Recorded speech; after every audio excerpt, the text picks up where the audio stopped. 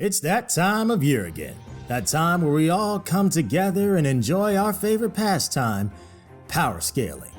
Hi, I'm Vagabond Kana. And yes, that's right, ladies and gentlemen, in this video we are going to get very controversial. We are talking about the top 30 strongest One Piece characters that are alive so far in the story. So without further ado, kick back, relax, grab something to eat, and listen to my controversial opinions. Starting with number 30 and number 29, because these two are actually interchangeable to me, we have Perospero and Jack. I've actually slept on Perospero for a really long time, but recently, ladies and gentlemen, he's actually kind of looking like a third commander level individual, and I know people don't like to hear that, but he was somewhat compared to the strength of Jack. As we all know, Inu and Neko are pretty much neck even. They're about the same exact strength. And Inu and Neko was able to fight Jack 1v1 and actually do a pretty good job. Jack kind of cheated in order to get the better of him by using poison, but nonetheless, it's safe to say that both Inu and Neko were pretty much on death's door when they were facing off against Jack and Perospero. I was surprised to see Perospero have Neko on the ground, ready to finish the job. But it's because of the moonlight that really helped them to win that fight. If it wasn't for the moonlight, they would have probably lost. And I'm pretty sure we're all comfortable with saying Jack is a third commander level individual, right? And with Perospero being comparable, that puts him up there as well. Some people may argue, oh, Perospero doesn't have the durability or the physical strength to match that of Jack. And this is true. But you have to keep in mind there's a difference between the Big Mom Pirates and the Beast Pirates. The Beast Pirates tend to have a lot of durability and physical strength, because they're Zoans. Whereas the Big Mom Pirates, they tend to focus really more so on versatility. And whatever Perospero lacks in comparison to Jack, he makes up for in versatility. In number 28, we have Jinbei, and yes, I also believe Jinbei is a third commander level individual as well. The way I see it, Luffy's the Yonko, Zoro's the first commander, Sanji's the second commander, and Jinbei's the third commander. Not only that, but Jinbei also proved himself by fighting against Who's Who. Granted, Who's Who wasn't an official third commander level character, but through some portrayal you could take into account that he was very, very close to it. Not only that, but Jinbei made some pretty quick and easy work of Who's Who, so it's not too far-fetched to say that Jinbei's pretty strong, and yes, I do think Jinbei could beat Jack as well. Number 27, we have Cracker, and okay, Cracker is ridiculous. First off, let's just get his weakness out the way because his actual abilities are just stupid. Alright, so Cracker is not able to take a lot of damage. He can't take a lot of pain, right?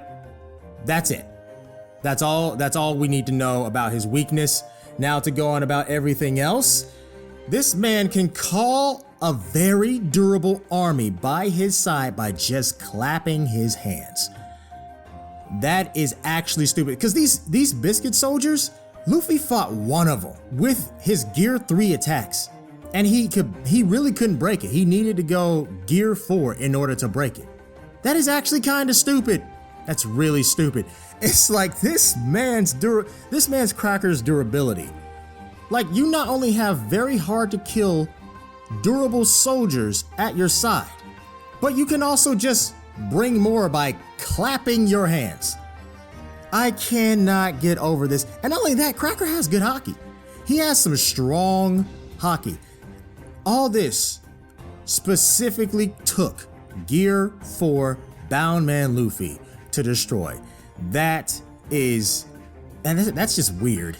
That's just weird. And yeah, I definitely have to put Cracker over Jack. I know I keep saying that over and over again. And I also put Cracker over Jinbei. But it's just, Cracker is just too wild. He's too wild of a character, his abilities, and then his hockey on top of that. Cracker is just buck wild stupid. I'm gonna be real with you on that one. Number 26, we have Queen, and Queen is actually one of the few Beast Pirates that I would say has a lot of versatility. Queen can go invisible, he has all these other gadgets, he can leave his body because apparently that's what the dinosaur does. The Brachiosaurus does. Apparently that's what he does, so I mean, whatever. But anyways, yeah, so Queen has a lot of extra abilities and he adds science into these abilities. He can do pretty much everything that Sanji and Sanji's brothers can do with their raid suits, as well as he can fire a black laser beam similar to Kizaru's laser beams. So he has a lot of versatility going on here, and it's something that's worth respecting for sure. At number 25, okay, I'm gonna get a lot of hate for this, but at number 25, I have Smoothie. And yes, I have Smoothie specifically over Queen. Alright, so hear me out. Smoothie is... I know it's the popular thing to do, to make fun of Smoothie, say that she sucks, yada yada. But realistically speaking, I don't think Smoothie is really all that weak. I really don't. I know we haven't seen, like, she had very little screen time, right? But granted, on paper, she should be really, really strong. Let's think about this, right? The reason why I say this is, look at her devil fruit. She literally has the ability to suck you dry, giggity. She also has the ability to squeeze all the juices out of you, giggity giggity. And as she takes away your power, she becomes bigger and stronger and able to do more massive strikes. So I do think that this is a very, like, you wouldn't really want to get stabbed by Smoothie or caught by Smoothie, because she will mess you up, honestly speaking. On top of that, she is factually a second commander, so really that just automatically puts her above Cracker. And I know a lot of people are like, oh, Smoothie, she didn't really do anything, she showed a lot of incompetence and stuff like that, but it's, and he was like, how could you put Smoothie over Queen? But it's just like, Queen showed incompetence too. Queen literally shot himself like 3 times. I don't want to hear it, okay? Okay? But anyways, I do think Queen is a little bit over Smoothie. I respect her devil fruit ability, even though we didn't get a lot of time with her. I believe that on paper she has enough, and I know, like, Queen actually does have a lot more versatility. But Smoothie, I do think that Smoothie is just overall more deadly if you are caught by her, which is very possible. It's extremely likely. At number 24, I have Sanji. So yes, Sanji, fair enough to put him at second commander level. I mean, it just makes a lot of sense, right? He did beat Queen, and I do believe he's over Smoothie, even though he wouldn't hit a girl, but that's not the point. Yeah, I think he's stronger than Smoothie. So the thing about Sanji, so he just had a buff recently, a very good buff to his base form, but he destroyed his raid suit. So his base form, basically, he has crazy durability. He's probably the second most durable on the crew right now, I'd say. He's able to take slices, like cuts, bullets to the head, and it would do absolutely nothing to him. And he doesn't even need Haki to block it. He can use Haki at any time to block it if he wanted to, but he doesn't even need it at this point. His durability is pretty crazy right now. Not only that, but he's gotten faster and strong. He got an overall stat boost, actually, to everything. So, and then he's got blue fire too. So there's that. So it's like there is a respect to what's going on with Sanji, but here's the thing.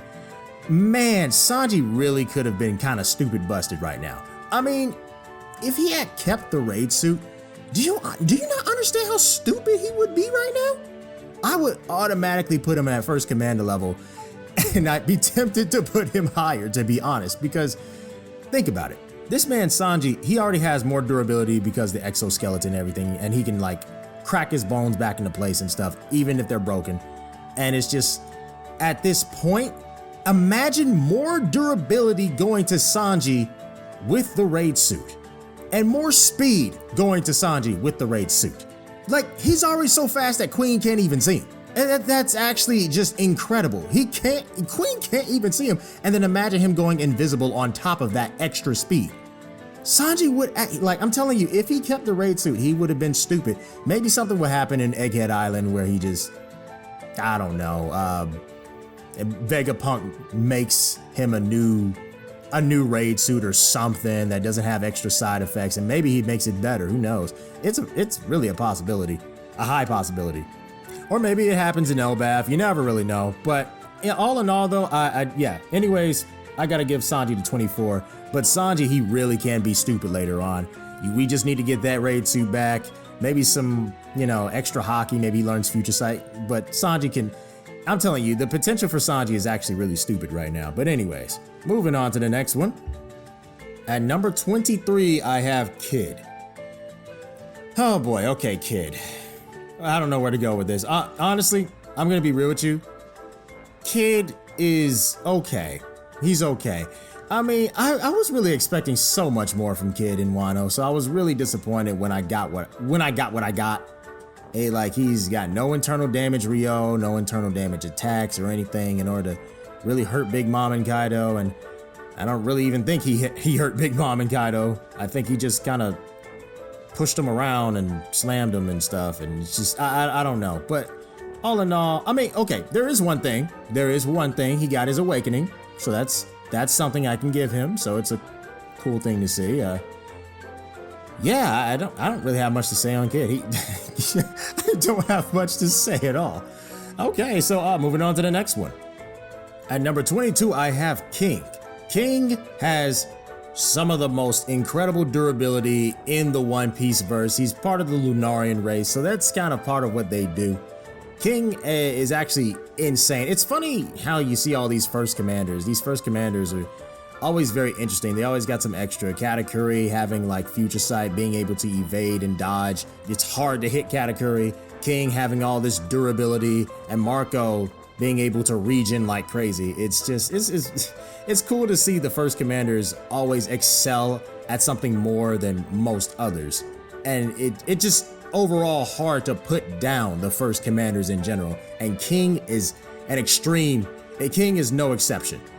Like, King literally blew himself up for fun. This man is dumb. Like, he's just like, what am I looking at right now? King is definitely no joke. Can't underestimate him. But as soon as Zoro got that advanced Conqueror's Haki, it really put him down. It really did. So, but King is definitely my number 22. Number 21, I have Law, and Law has actually made some pretty good gains in Wano. Well, mainly that's due to him having his awakening. His awakening is pretty crazy, actually. What he did to Big Mom, that Puncture Willy is absolutely insane. Internal damage, it's way crazier than the Gamma Knife, but just other things that he can do, and he's made a lot of gains with his abilities. His abilities have always been kind of wild anyways, so it's not really surprising that I put him a little bit higher than Kid. As much as I would have wanted to put him along the same line as Kid because of portrayal, but if I'm gonna be real with myself, they're not that close. I mean, yeah, I personally think Law is a little bit better than Kid, but Law has shown himself to be a true threat, and he faced off against Blackbeard, got a hit in, so Law is no joke. For number 20 and number 19, we have another interchangeable, and that goes to Zoro and Katakuri. I could not choose between these two, Zoro or Katakuri. I couldn't do that, but I can say this. I definitely think that Zoro is stronger than Law. Oh yes, indeed I do. And I definitely think that Katakuri is kind of stronger than King as well, personally. That's just me. But yeah, Zoro and Katakuri, I couldn't choose between these two. You know how I said every first commander has their own specialty and so on and so forth? Well, Zoro's specialty is damage output, straight up. Like, Zoro he puts out more damage than I believe Katakuri. He puts out more damage than King, I'd say, and King is no joke. But I cannot choose between Zoro and Katakuri right now. It's really hard for me to tell. It really truly is. And Katakuri with the future side and awakening and how he really adapted to Snake Man Luffy. Katakuri is very, very interesting. You do have to give the man his props. You really do. And the same goes to Zoro. And I know a lot of people are going to be kind of annoyed at the fact that I put Zoro over Law and Katakuri over Law. But granted, I think people are taking this whole him damaging Blackbeard thing a little too far. Like, I mean, it's Blackbeard. This man's careless all the time. All the time. Like, he gets hit by everybody. He gets hit by pre-time skip Luffy. He gets hit by Magellan, and Magellan's no joke, of course. And, you know, Blackbeard's always taking damage somehow, someway. He got hurt by Ace. At some point in time, it's just like, look, you know, I don't think that this is as impressive as people are trying to make it out to be. On top of that, Law had to immediately pull out his trump card, which was his awakening. Because that's the best that he can do against a Yonko, to be honest. Which, you know, I mean, look, of course he's always going to be weaker than a Yonko, at least for now, in the story. But I just don't find Law that impressive. I actually find Zoro slightly more impressive. And you know what they say, you know, Kaido said that though only the strongest people have Conqueror's coding, or like advanced conquerors. Those belong to some of the strongest people in the world. Zoro has that. Law does not. Law has a very good devil fruit. That's what he has, a very good devil fruit that he awakens, but if he awakens his devil fruit, he can only use it a few times, even though he used it like a ton of times. And he probably could use it a heck of a lot more, but like, Law is impressive, but I wouldn't say he's Admiral level impressive. I think that's kind of pushing it. I do. Because I don't even look at Zoro as Admiral level. I look at him as First Commander level, soon to be Admiral, of course, but I'm not going to push them over to that Admiral level position quite just yet. I do not think they have enough feats for that. They've really earned that. Yeah, I'm sorry. And him damaging Blackbeard isn't good enough for me, because I could say the same thing with Kaido. Yeah, he damaged Big Mom, but Zoro, he also damaged Kaido, and like really damaged Kaido. But you could say the same thing about Law and Big Mom. So that's why I think that they're close, but I'm putting Zoro over Law because of the hockey factor, because Law doesn't have much hockey going on. He does have the basics, but we don't see a lot from Law. So I gotta give it the slight edge to Zoro for right now. Number 18 is Shiryu, and honestly, there's not a lot to say about Shiryu. We do know he's going to be a future opponent for Zoro, and we do know he's pretty tough. He was compared to Magellan, but ever since then, he got a devil fruit. So it's safe to say he got a little stronger. He got a new ability, so that's good. Maybe he can awaken that ability and do some interesting things with it. You never really know right now, but we will see eventually. But not too much to say on Shiryu at the moment, so we gotta move on. At number 17, we have Boa Hancock, and okay, look, I'm being real generous with this one. I really could have put her higher. I mean, the girl has all 3 forms of hockey, and I don't even know if she has the advancements of either of those versions. If she has the advancement of all of them, she's automatically going way up, way up. But right now we don't have enough. Not only that, but her devil fruit is one of the most broken hacks devil fruits of all time. Literally can turn anybody into stone just because of how freaking sexy she is. And it's just like, that's hard to beat. It is only because of the lack of information that we have on her hockey status why I'm keeping her down here. I am being vastly generous with putting her where she is right now. Numbers 16 and 15 are going to be an interchangeable between 2 people who I think are Admiral level, Marco and Yamato. Yes, I think Marco is Admiral level. Really main reason is because I'm under the impression that he got stronger after the time skip. So he was First Commander level and he was going toe to toe with Admirals. Granted, these Admirals I would say are stronger than Marco, but he was doing a very good job even back then. But after the time skip, I like to believe that he got stronger. Not only that, but he faced off against King and Queen, and he was kind of whooping them. Now, he eventually lost. I will say that.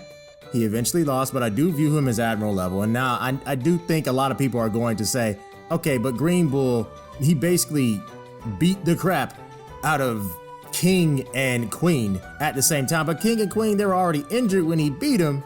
So it's just like, there's that factor you gotta take in. But anyways, I do think Marco is very low Admiral level. I do think he's definitely at that point. Marco's crazy. Marco's crazy. Not only that, you have the consistent region. You really can't put Marco down. You can probably best him at some point in time, but you're not really gonna put him down. Even in the freaking anime, he got stabbed in the head.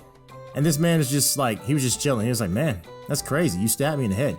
Anyways, and he just kept going. I'm like, Marco, little man, oh my, I don't know what to say about that. But I also have him tied with Yamato. Now, here's the thing. I view Yamato as, and I don't know why, okay, it's weird where I have to sit here and defend Yamato. It's weird because I've never done that before. It's so strange because you have all these people downplaying Yamato's strength, and it's kind of pissing me off because it's like, here's the thing. Even though I'm basically a Yamato hater, it doesn't change the fact that I'm a fan of truth. Yamato is actually really tough. To go toe-to-toe with Kaido, aka the strongest creature, that's something. That's something. Not only that, but I definitely see her higher than first commander level, because when you really think about it. Kaido's crew, right? You have King, Queen, and Jack. It's set up like a deck of cards. Then you have like numbers, right? King, Queen, Jack, and the numbers. Where's Ace?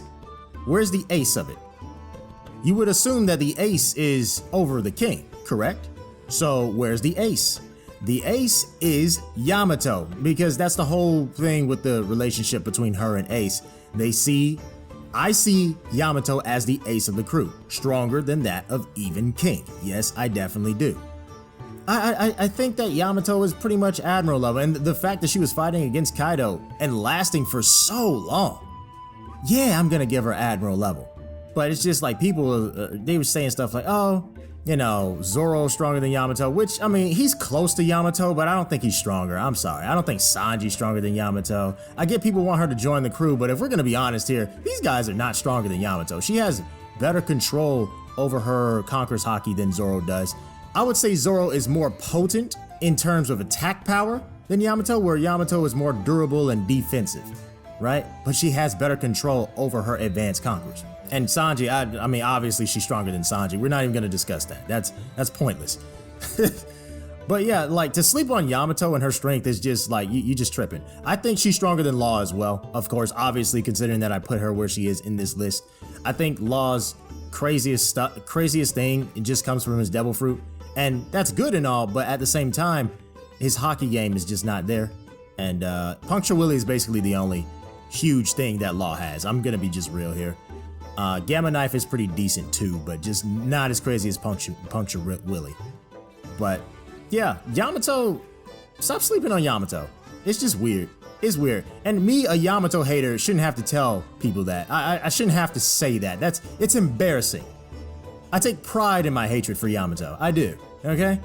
But anyways, so yeah, Marco are tied with Yamato. Not only that, but you can also kind of tie Marco with Yamato because they both faced off against Yonko, but it was clear as day that they couldn't beat him. For example, Marco faced off against Big Mom, stalled her a little bit, and then she grabbed him and was like, hey, Perospero, take him out, you know?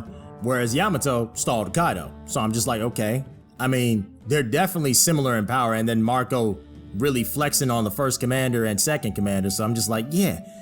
And then the fact that I think that Marco got stronger after the time skip, yeah, I'm putting him at Admiral level for sure, and Yamato as well. Definitely got to do that. At 12, 13, and 14, it's an interchangeable, and I am going to give this to the old trio, Rayleigh, Sengoku, and Garp. I do think that Garp is a little bit strong. Okay, Garp and Sengoku, I'm going to put a little bit over Rayleigh. Just because, you know, Garp and Sengoku, especially Garp, they were compared to the Pirate King back in the day. So it's just like, okay, I see Roger stronger than Rayleigh, even old Roger, and a little bit Sengoku. It's a little harder to gauge Sengoku, but he's around the same as Garp, so I can't really take too much from him either. Honestly, Rayleigh's close to Roger as well, to be honest, but not exactly on that level. But anyways, I'm gonna put them as interchangeable because you guys already know the legends of Rayleigh, Sengoku, and Garp. You already know. Not much to say. Rayleigh trained Luffy. Rayleigh has advanced armament hockey, and I'm positive he has advanced Conqueror's hockey. Don't know if he can use Future Sight, but it is what it is. It is what it is at the end of the day, and Lord knows what Garp and Sengoku could do, honestly. But anyways, those are my 3 for 12, 13, and 14. At number 11, I have Green Bull. Yes, I have this prejudiced douchebag at number 11. He has the forest fruit, so he's a Logia, and he can turn into trees and stuff, and just basically any nature whatsoever, to be honest, which is pretty cool, and I expected him to have that power. I was like, somebody has to have like an earth or nature Logia where they can cause like plants and stuff, and the moment that we were introduced to Green Bull in his silhouette, I was like, this is gonna be that guy, and I was absolutely correct. But granted, he's not weak. He literally can take on all the Scabbards, Momo. The only one who really hurt him, well, other than Momo, but who really hurt him and surprised him was Yamato. And another reason why Yamato should be the guardian deity of Wano and help protect. And that's exactly what she did. But anyways, Green Bull is definitely my number 11. Green Bull is indeed an admiral. So before we get on to our top 10, let's do some honorable mentions. We're gonna make this very quick and then get right back to it. Caesar Clown. Caesar Clown is very underrated. His power is, honestly, he can one-shot immediately from taking oxygen from the air. That's all, I mean, that's honestly all he has to do. And there's barely anything anyone can do about it. That's crazy. And not only that, but thanks to the cover page story that we've gotten, he can put people under hallucinations. That's how he was able to get away from Katakuri and Oven. And yeah, Caesar's power, in the right hands, which it is in the right hands, a scientist, yeah, it's gonna be a stupid power. Caesar Clown is no joke, and I keep saying this, but Caesar Clown, if he was in the Naruto verse, he would beat Naruto. And yeah, I said it. I don't care. I don't care. Caesar Clown can beat Naruto. Change my mind. Magellan.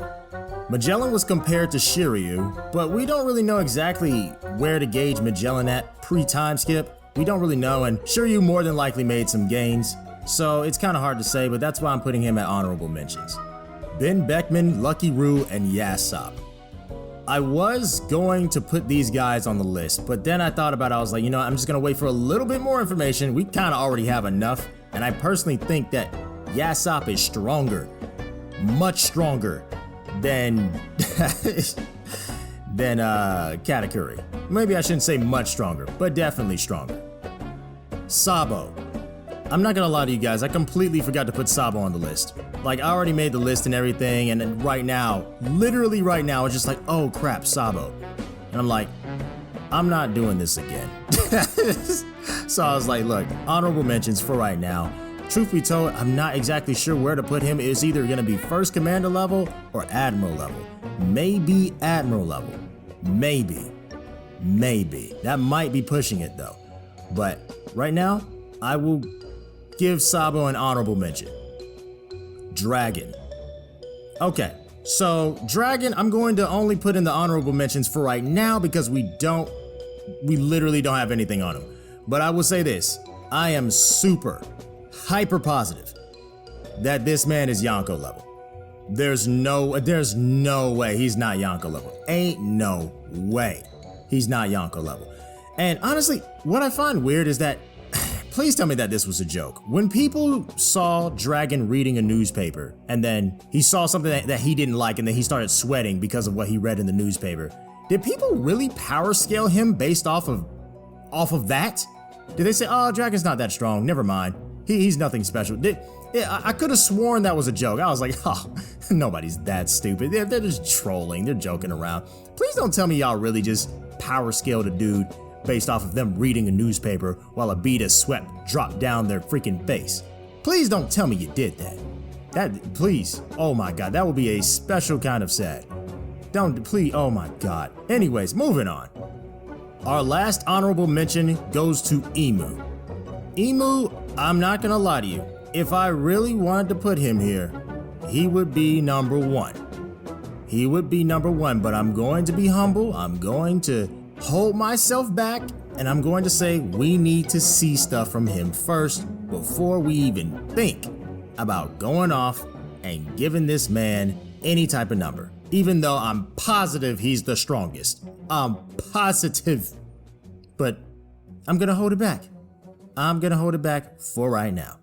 But that is it for our honorable mentions, so let's move back on to the list. Number 10, Fujitora. Now, I actually believe Fujitora is actually really equal with Green Bull, but whatever. Fujitora has actually shown us some really cool feats, not gonna lie, because he's picked up rubble from an entire city, from an entire country actually, and just, I mean, granted, the island of Dressrosa probably isn't the biggest country ever, but it's still massive, and he picked up all that and he was gonna use it. He was actually going to use it as a weapon, but he decided not to because he's actually got a heart of gold. But yeah, Fujitora is a cool character, but he's also really strong, can call meteorites from the sky. That's kind of wild. Very skilled swordsman, blind swordsman, but still very skilled. His observation hockey is very, very good because what else is he going to use while being blind? Fujitora is a fantastic admiral, and I actually look forward to seeing what he's going to do in the story.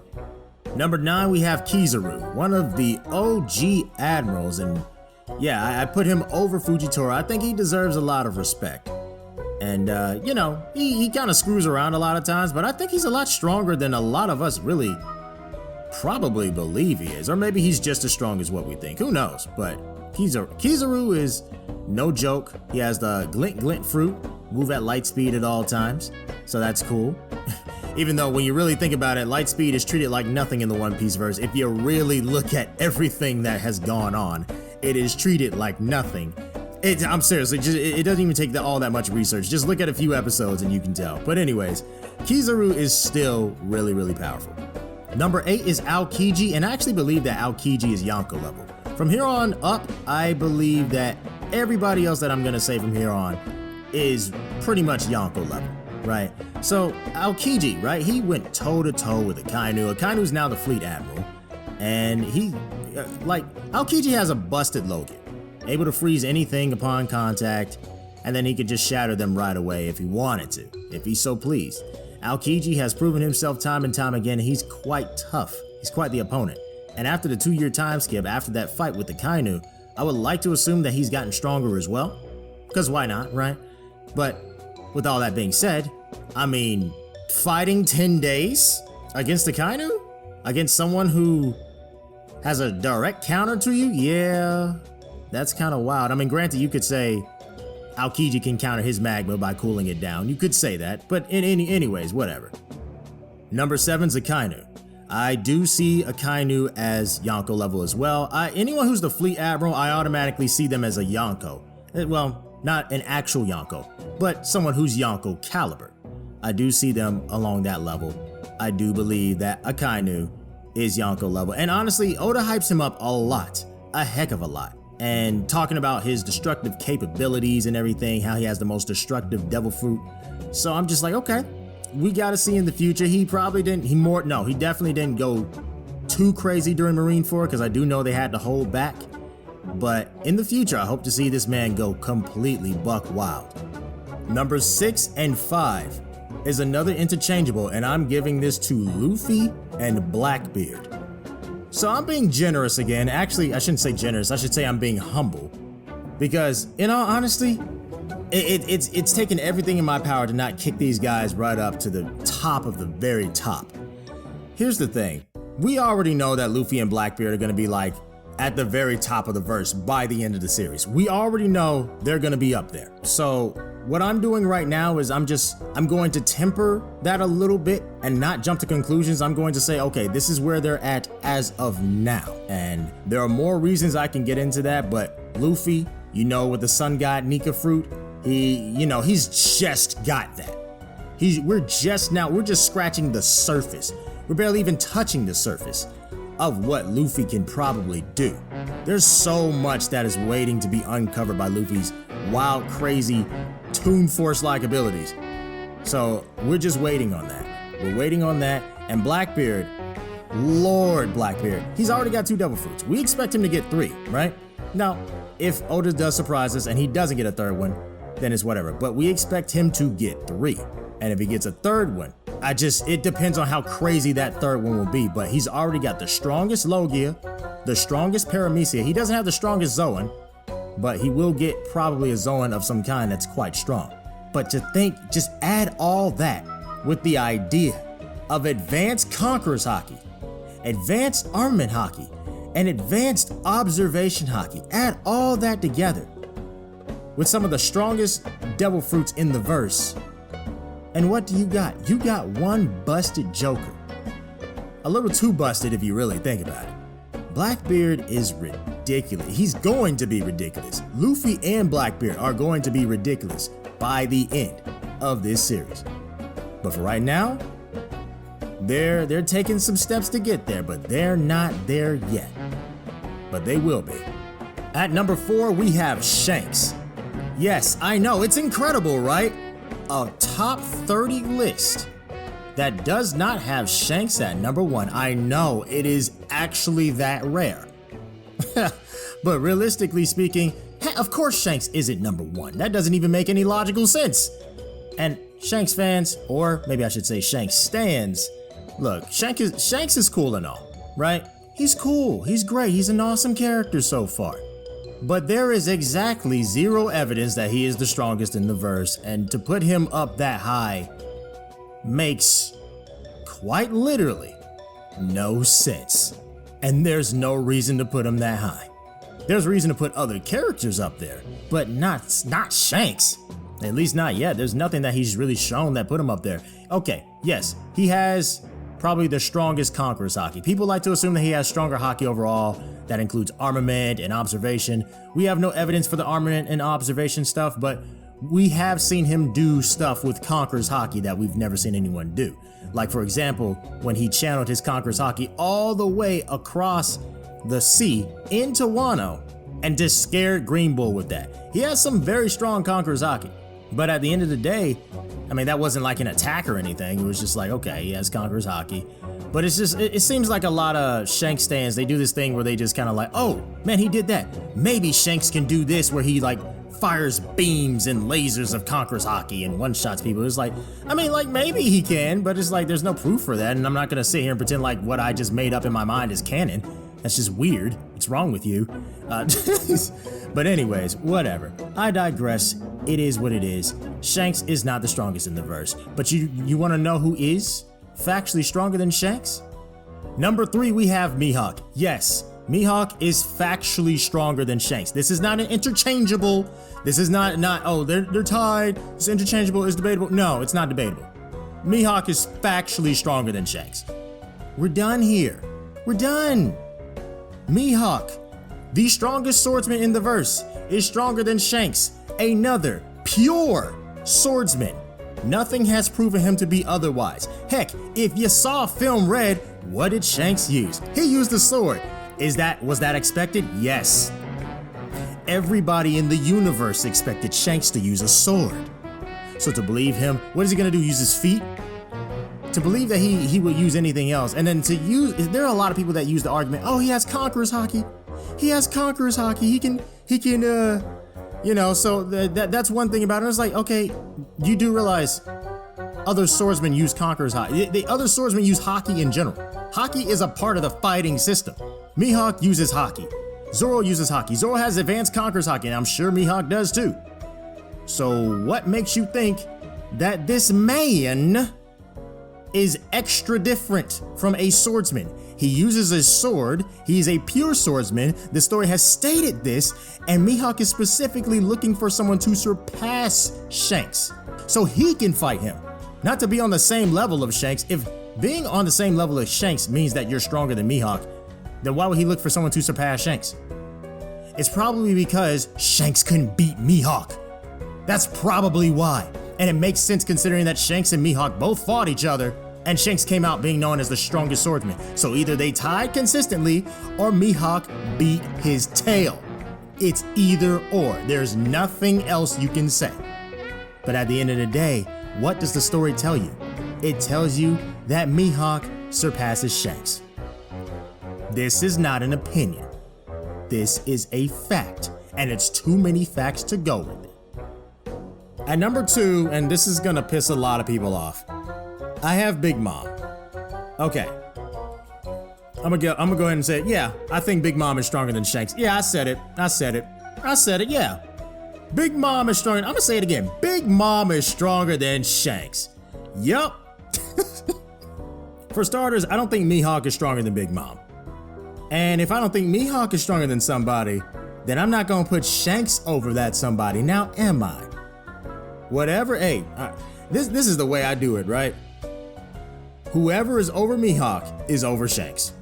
If people think that Shanks is top of the verse, then guess what? Mihawk is over Shanks. So I guess Mihawk is the strongest in the verse. But the way I see it, Big Mom over Mihawk, Mihawk over Shanks. That's how I see it. But also, people really sleep on Big Mom. Look, I get it. She's had a lot of dumb, silly, cartoonish moments because Oda wanted to make a decision to do some contrived stuff in the story. I get it. You think that she's weak because she looks silly a lot of times. But here's the thing. Like I said before, I look at Big Mom as the Sanji of the Yonko. basically a plot device, right? And I know this is getting out of the power scaling territory, but hear me out. Oda uses Big Mom to accomplish certain things. So if Big Mom is in a room with Luffy, Oda's gonna be like, man, I can't have her in the room with Luffy. How is he gonna get up to the rooftop if Big Mom is already here fighting him? I know what I'll do. I'll roll her out the front door in a very cartoonish way and just have Marco stall her and all that other stuff. I just like, he did some contrived stuff. That's what he did. He did some contrived stuff, and that's honestly just the kind of writer Oda is. But it doesn't make Big Mom weak. Yes, she has a lot of very stupid cartoony moments that just make her look just silly and incompetent. I mean, take Mother Mode, for example, right? What even was that? That's something that lasted for like 5 seconds. And then she went back to trying to kill Tama. And you're gonna tell me that's not contrived? Yeah, it's contrived. It's contrived. But it's just, at the same time, it doesn't give, it's just how Oda writes, right? But it doesn't necessarily mean that she's the weakest Yonko. She's the silliest Yonko, yeah, definitely. Well, unless we're talking about like the new Yonko. But of the old Yonko, out of Blackbeard, Shanks, Kaido, Big Mom's the silliest. She may not look serious all the time, and she may not have epic moments like everybody else as much as we would like, but she still is strong. She was able to fight a whole day with Kaido and then come out of that apparently without a scratch. I don't know what happened in that fight, but they called a truce, and out of that whole day, you didn't see a single scratch on her. They were fighting that entire time. She has advanced conquerors as expected, and she has a devil fruit that's just crazy. She can heal her own bones and stuff by turning them into homies. Her durability is the same as Kaido, which is more than I can say for Shanks. His durability isn't the same as Kaido or Big Mom. His durability is like, I mean, he got his arm taken off by the weakest Sea King in the verse, so it's like, I mean, yeah, obviously his durability isn't up there like that. But Big Mom's is, Kaido's is, right? So why in the world would I downplay Big Mom? There's no reason to do that. She's actually really skilled and very versatile. But people downplay her because she's just silly. And I refuse to do that. Big Mom is number 2. Number 1 will go to none other than Kaido. I mean, honestly, who else but Kaido? Except for Eam, but you know, that's in the honorable mentions. But still, Kaido, he's this, oh my God. Words, very few words can describe how incredible this guy is. You really gotta think about it. This man Kaido had so much endurance. He endured so much damage. First of all, it takes specific things to damage him. He fought all the 9 red scabbards. He fought Yamato. He fought the new generation, which really just, the worst generation, sorry, which is just Luffy, Zoro, Kid, Killer, and Law. And everybody was doing damage to him except for Kid. But everybody was doing damage to him. And I'm telling you, man, this man was just taking it. And then when Luffy got advanced conquerors, oh, well, first of all, Zoro hit him with advanced conquerors first, respect to Zoro. But then Luffy got advanced conquerors and he handled it way better than Zoro can, right? And this man was just going at him, blow for blow, toe to toe, 1v1. Luffy even went in his gears. This man did a King Kong gun mixed with advanced internal damage Ryo and Conqueror's coating. A King Kong gun, the same thing that folded a portion of Dressrosa in half when he punched Doflamingo into it. And it's an amplified version of that. Kaido took that and just came back with a stronger variant of a Thunder Bagua. Do y'all have any idea how ridiculous you gotta be? And then when Luffy was about to run out of steam, he was just like Kaido was like, oh, you're about to run out already? Man, you're in worse shape than I thought you were. Kaido was ready to go, obviously, because Luffy went Gear 5 and Kaido was still holding his ground. Still going crazy, still clapping him. Every now and then he was clapping him. Sometimes Luffy was clapping him as well. In all honesty, like, yes, I know Luffy beat him, right? But you gotta take into account, this man Kaido was fighting all freaking night. He was fighting everybody who could hurt him. Everybody. And it doesn't even make any sense for like, this man was just ridiculous, man. For him to have gone as long as he can, his endurance, his stamina, his ability to take damage, this man is on a different level. And the fact that he was able to match a Bajrang gun, a Gear 5 attack, the best Gear 5 attack we've seen so far. He was able to match that. He had like this dragon, super freaking fiery dragon form that was bigger than the whole of Onigashima. I was like, you're telling me you could have whipped this out at any time? Oh my god, that's freaking scary.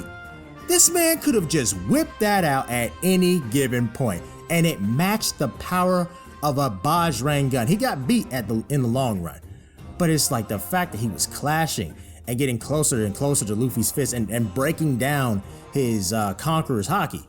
That is just, I don't see how people can sit here and just be like, oh, Shanks is over him. And it's like, and you got no evidence. I'm sorry. After seeing what Kaido did, I think he's a little too strong, actually. I really do. And yes, I do think I gotta give it to him, man. I gotta give it to him. He's the strongest in the verse so far, other than like the unknown characters that are gonna come up. Because you know Blackbeard's gonna be stronger. You know Luffy's gonna be stronger later. Luffy's just begun his Gear 5, so it's all that. But it's like, you gotta respect Kaido. Whether you like his character or not, or how his character ended, quote unquote ended, whether you like it or not, you have to give him props for his strength. It is no wonder why they kept saying in the story, 1v1, bet on Kaido, or Kaido is the strongest creature. They even said this outside of the canon in like Vivid cards and other things. There are things in and outside of the canon that said, okay, Kaido's the strongest.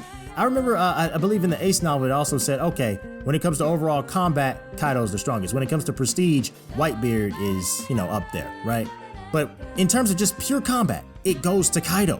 You have to respect Kaido. You have to. I'm sorry. This man is just ridiculous. Kaido deserves to be called the strongest, and he should be respected, and so I definitely agree, at least for now. That's gonna change in the future. So that is my top 30 list. Is it controversial enough for you? Did I make people mad? Good. Make sure you like and subscribe then. And hey, this is just my opinion. Is it right? I think it is. But let me know what you guys think. Was I too harsh on Shanks? Do I overrate Big Mom? If Boa Hancock has all 3 advanced versions of Haki, does that make her Yonko level? Let me know what you think in the comments. But anyways, I'm about to go eat some Chick-fil-A. So, make sure you like and subscribe. And with all that being said, Vagabond gone.